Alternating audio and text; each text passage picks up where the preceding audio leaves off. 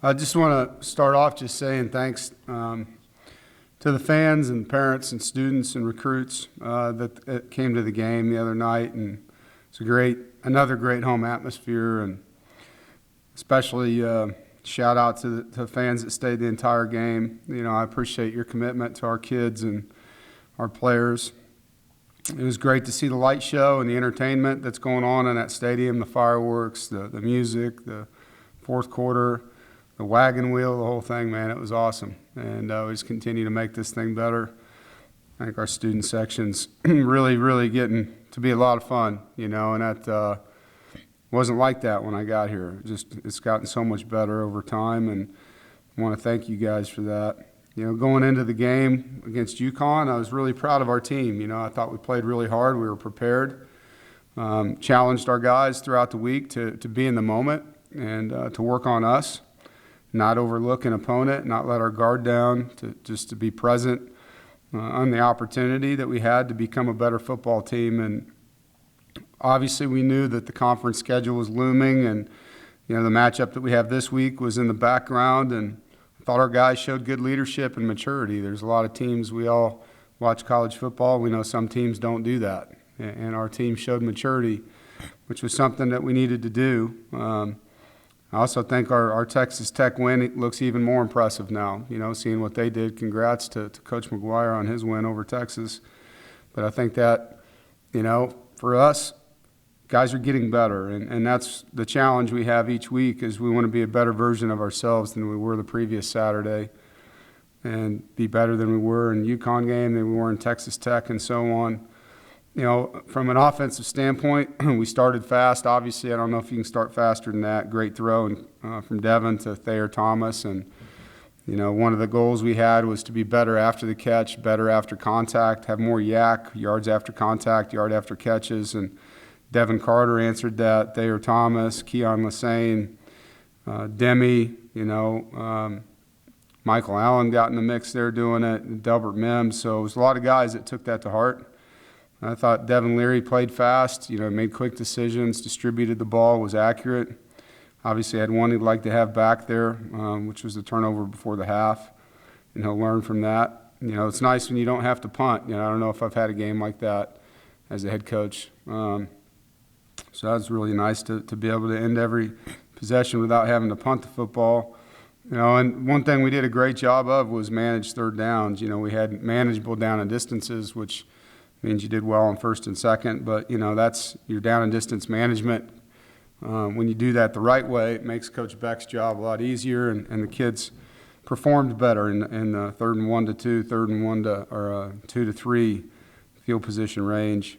You know, negatively, we had some penalties, you know, 2 pre-snap on guys and 1 on our staff. Just had 12 men on the field trying to substitute a guy out, and didn't get that done in a fast enough fashion for the officials. We had 2 sacks we probably could have avoided with throwaways, and we had 2 drops that were catchable. You know, defensively, we had 8 3-and-outs and 2 4th down stops. We stopped the run. They had 0 explosive plays in their pass game, and I thought we tackled well with the 1s and 2s. It got sloppy. At the end of the game, we put in a bunch of young guys, and they looked like they were young guys. It was good to get them that game experience, but the product wasn't very good. And that's something that they'll learn a lot from, and hopefully be better for the next time they get out there. You know, on special teams, Chris Dunn continues to be very, very good for us, and I was happy with Colin Smith with his kickoffs. And it was nice for him to get in and play a little bit as our kicker, too. He had a nice field goal, kicked off well. You know, I think our punt return scheme, we could have blocked better for Thayer. We had 1 opportunity, and feel like we need to do a better job there. You know, the fake field goal, obviously whenever a fake doesn't go well, I'll take the credit for that. UConn did a nice job. You know, it wasn't what we thought we were going to get, wasn't what they showed us, and they did a nice job not rushing off the edge that they had been the entire game. So kudos to them on that.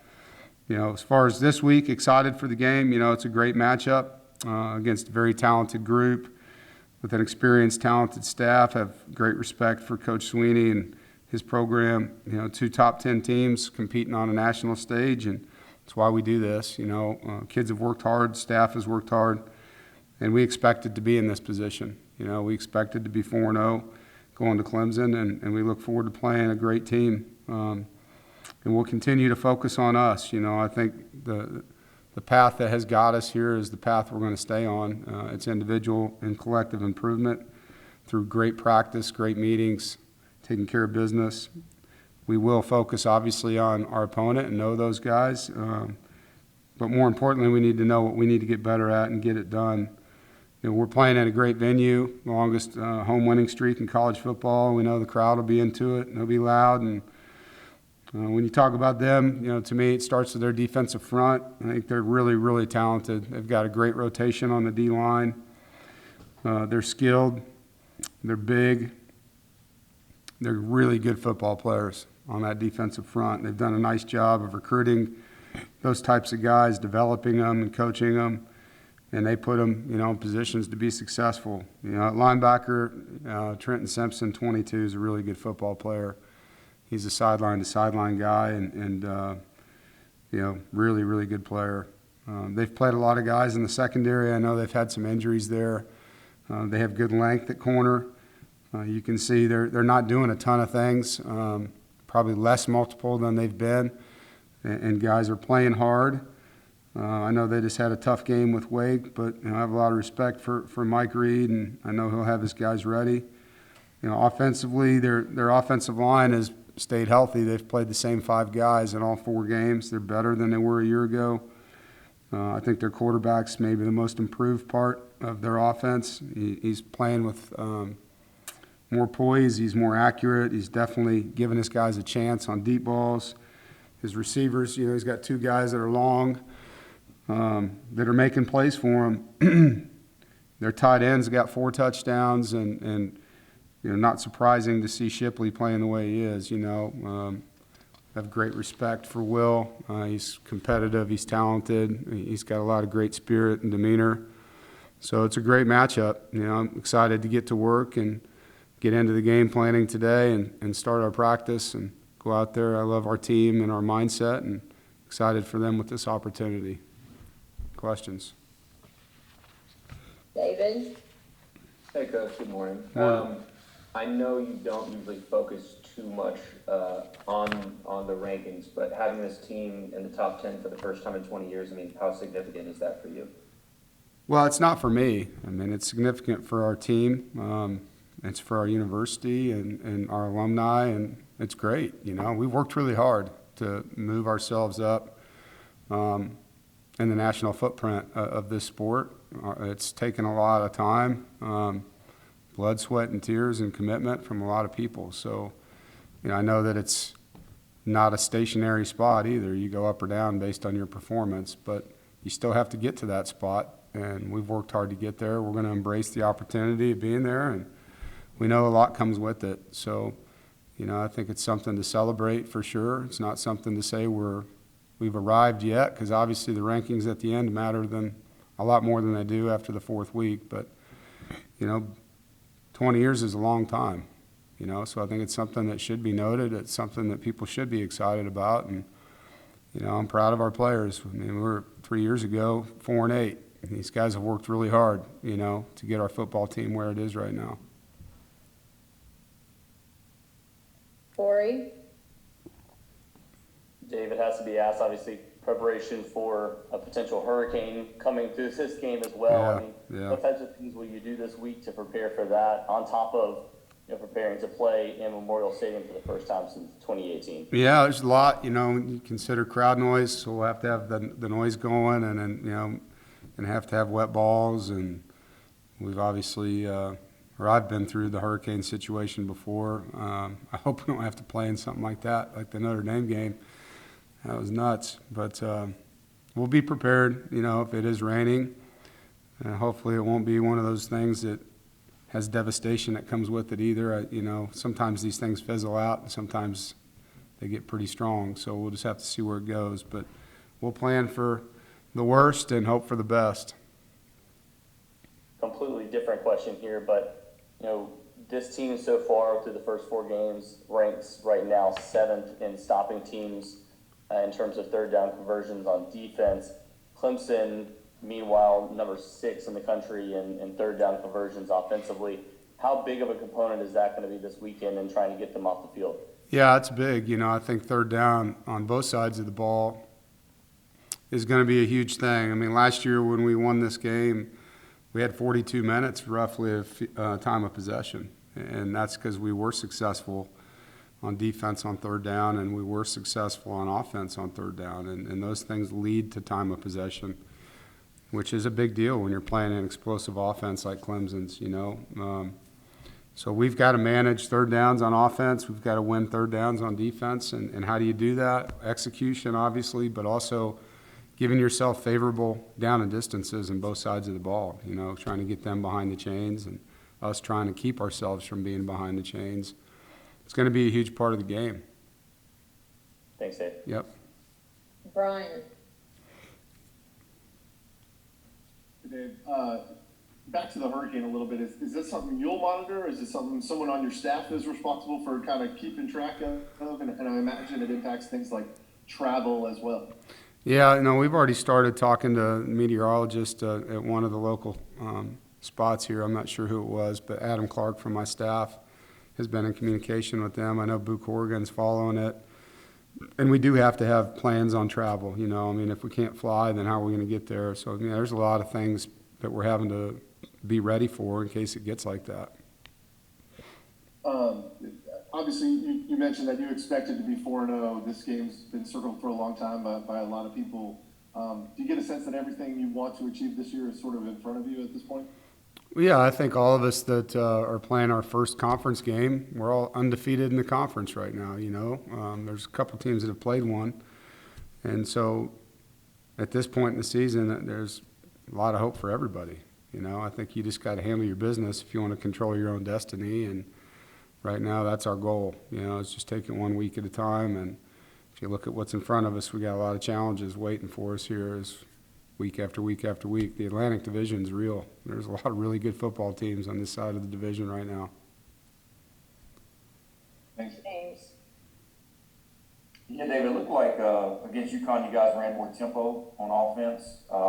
Was that something you wanted to look at in this one, and kind of how do you evaluate the job you did with that? Yeah, we've varied the tempos throughout the year. I think you're right. I think we did mix it up a little bit more. Some of that's just a game flow thing for Coach Beck too, and he sees the defense is tired and he wants to step on them that way, then he'll do that, and some of it's our defense. Like if we're playing a lot of snaps, we got to be smart. You don't want to go out there and run tempo 3 plays and 3 and out and your defense is tired. And so it's, complementary football. We've been basically going 3 and out, 3 and out, 3 and out on defense. They were rested. Tim knew he could play at whatever tempo he wanted, and we got to fit those things together so that we're working to protect both sides of the ball. And I wanted to ask you about Demi. I know coming into the year, you seemed really high on him. He's averaging 6.5 yards per carry. Has he maybe even exceeded your expectations through this point of the season?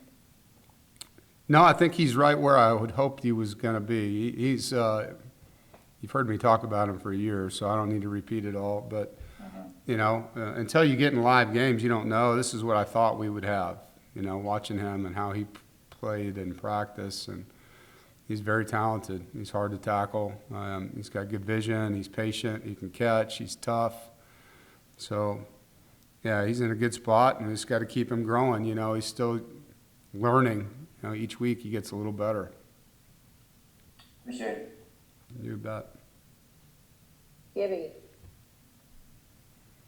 Yeah, Dave, you got players like Devin and obviously Isaiah and Drake playing, key positions, and they also got great experience too. How important is that coming into a game like this? Yeah, I can't make a guy have 47 starts, like that's something that takes time to accumulate for players. Guys like, that linebacking group in particular, some of the D linemen, our receivers there in D.C. We got a lot of guys that have played football, and that's good. And they've been in big games, they've won big games, and so they bring a calmness to the locker room. And hey, man, they're talking the right way. These are things they believe, and they can talk to their teammates, and they can show good leadership, and they can be calm in the midst of a storm and get guys to settle down if they need to. So that experience is something that I value a lot because I've had teams that were the opposite, you know? And so you just got to, when you have it, kind of ride the wave with it. David, Dave, at times you have, the all New Jersey backfield with Devin Leary and Jimmy Sumo. How have you seen that relationship grow, and does it help to have guys from a similar area playing together? I think there's a pride about it. I'd really never thought about it until you just said it. There's a pride about that for them. They're Jersey tough, as they would say, and they've had a good relationship before the season, so that's not new. But yeah, I think there's some, being proud where you're from for sure. And just as a follow-up, first time NC State has played in the top 10 matchup like this in program history, trying to end a 35-game win streak. I mean, is this the biggest game that you've coached at NC State, and maybe is the biggest game in program history? I don't know. I mean, I'll let you guys figure that out. I haven't studied 35 years of games, so I don't want to speak out of turn on that. But in my 10 years, I would say probably so, But as far as the history, that's a long time. I don't want to step on anyone's toes with that answer. But, it's a great opportunity against a great team and a great venue. It's everything you want as a coach and a player, and we're excited for the opportunity. Chip, Yeah, Dave, going back to the experience factor that you mentioned, Drake Thomas was saying after the game that with such an experienced group this year that can handle the noise going into this game, both before the game and obviously during the game. But just how big a plus can that be for you, being able to handle all the hoopla that'll probably go with this game? We're already talking about it being the biggest game in program history. Yeah, I mean, that's one of the things I talked to the team about yesterday. Like, enjoy the moment, enjoy the stage and enjoy the opportunity that's in front of you. But that's not what this week's about. This week's about winning a game. And how do you win a game? By having the best Tuesday practice of the season, and then getting the right food in your body, having good treatment, going to class, getting rest, having a great Wednesday. Like, we have to stack things on top of each other all week. We need to win the game way before the game's played with our players and our staff, and that's what we're focusing on.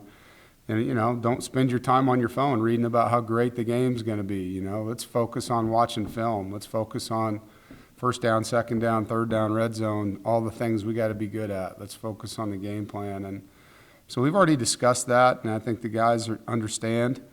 But there is a lot of things that can get you distracted in a week like this, and we're trying not to look at it as that. It's just more of an opportunity to talk about two great programs.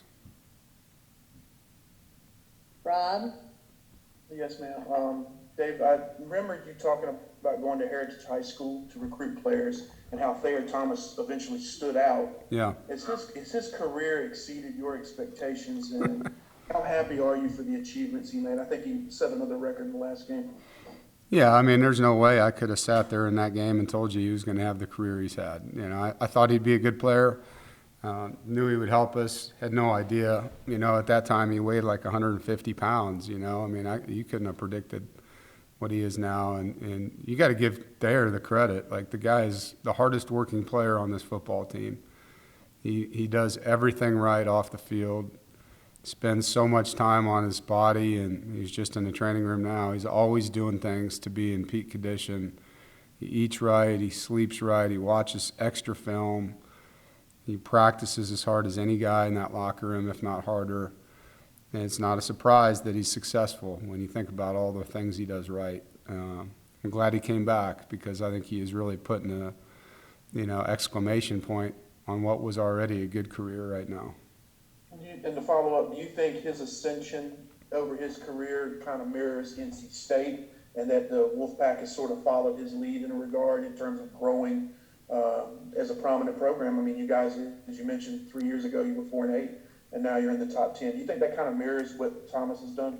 Yeah, I see why you say that. I think we've grown together, coaches and players, and Thayer is a great representation of who we are.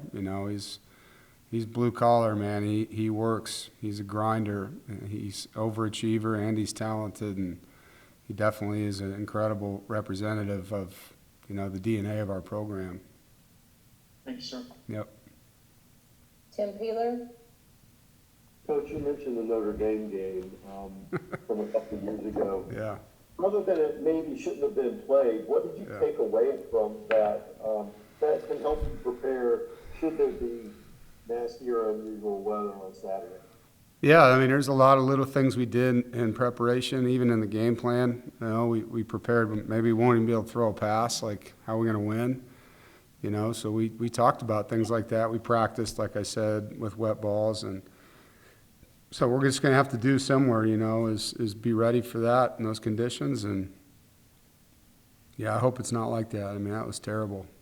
You know, I mean, you're standing in water that was calf deep on the sideline and sideways rain. And so, you know, I hope we don't have a similar situation. Thanks, Coach. James. Dave, you mentioned their staff changes already. Can you go back and look at last year's tape much at all? Maybe just for personnel or scheme? I mean, how do you evaluate last year's game versus now? Yeah, no, I watched last year's game. I think, you know, offensively it's the same. You know, I mean, Coach Streeter's very similar to what they were. So, yeah, and the personnel is very similar on offense. So you can look at last year's game on that side of the ball. I think defensively they've changed more than they have offensively. But, you know, player-wise, it helps to go back and see how, you know, who gave us problems and how they attacked us. And I know they're going to study that as well. So, you know, it's an important piece. But you do have to base more of it on the 4 games this year, I think, when you're looking at the defense. And I wanted to ask you about Shaheem. You played him against UConn. Was it important to give him some reps, obviously, going into this game? Yeah, we wanted to get him back in there, and it was good to see him. He had a great 4th down stop when he came in, you know. So we had a rotation, I think, all 4 corners. We only played 42 snaps on defense. You know, those guys all played 20-something each, and so it was good to get them all in there. Tayshaun Smith got some good reps in that game as well. So I think that's a healthy rotation for us. Brian. I think you mentioned that, you know, DJ is one of the most improved players. What have you seen out of him going back, looking at 4 games in his evolution? Obviously, a lot of people were calling for his job earlier this year. Yeah, he's endured a lot of criticism. You know, like I said, his completion rate is up. He's throwing good deep balls. You know, a lot of times a year ago he was overthrowing guys, and now guys have chances to make plays. And you can see his chemistry is good with his receivers. He's throwing them deep. He's back shoulder throwing guys. And his guys are making better plays for him too. You know, I think that's part of this that gets lost sometimes. Quarterbacks take the heat, and there's guys dropping passes all over the field that could have changed the game. You know, that changes the quarterback too. So, you know, a lot's been said about, you know, his body transformation. Until I'm, you know, right there with him, it would be hard for me to comment on that. But that he's lost weight and he's more mobile. So he's playing good. I mean, man, he's got people hanging all over him. That 2-point play that, you know, last week was a huge play that he made. And there was a play in the Georgia Tech game on 3rd down, similar situation. And they're off the field, and he finds the back and shovels it to him with people hanging all over him. It was a critical play in that game that kind of busted the game open. Thanks. Are there any other questions for Coach? All right, thank you all. Have a good one.